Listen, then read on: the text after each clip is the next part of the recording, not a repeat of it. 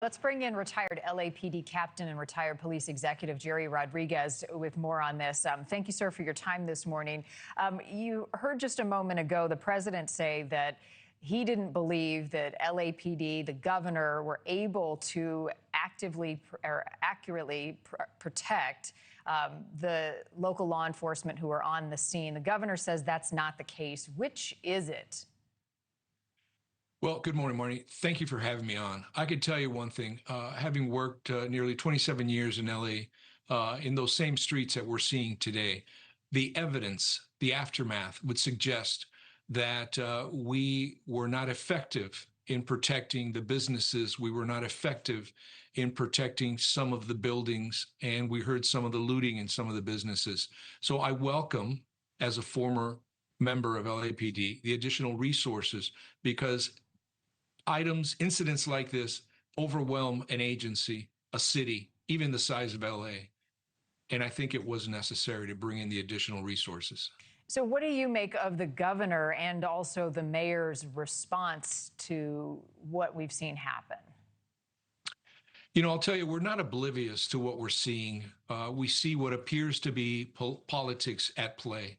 I'll tell you what the average boots on the ground officer has on their mind, and that's they want leadership, they want a mission, and they want the ability to be able to enforce the laws that they've sworn to enforce. I don't always think that that has happened. There's a lot of questions that, like all of your viewers, we have, but the end result is this: we need to do better in order to provide a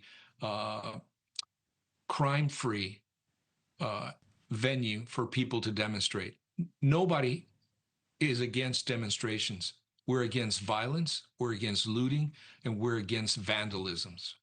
And the president, and we've heard some other Republicans as well, call these agitators, the aggressors that have come in from outside groups. What are you hearing, Jerry, on who these people are, where they're coming from, and who perhaps is funding them?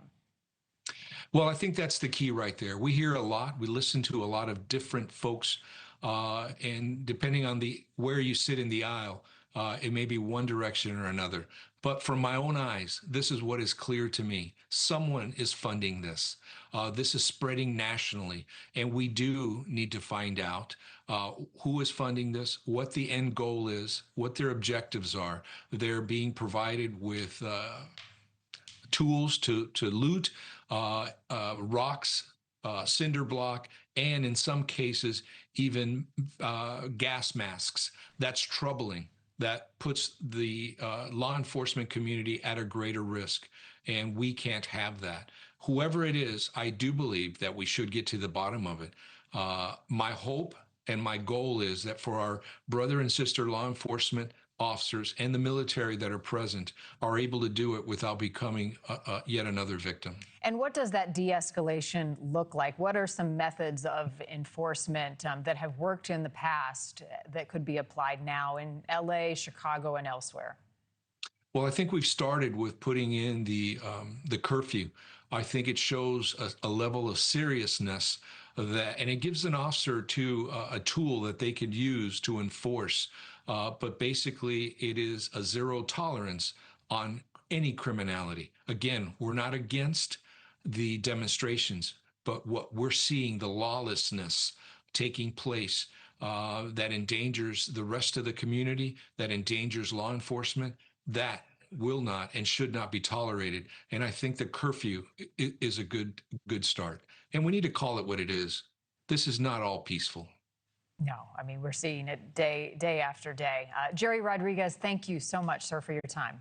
Thank you for watching. Subscribe below and download our NewsNation app right now on your phone, and you will get fact-based, unbiased news for all Americans.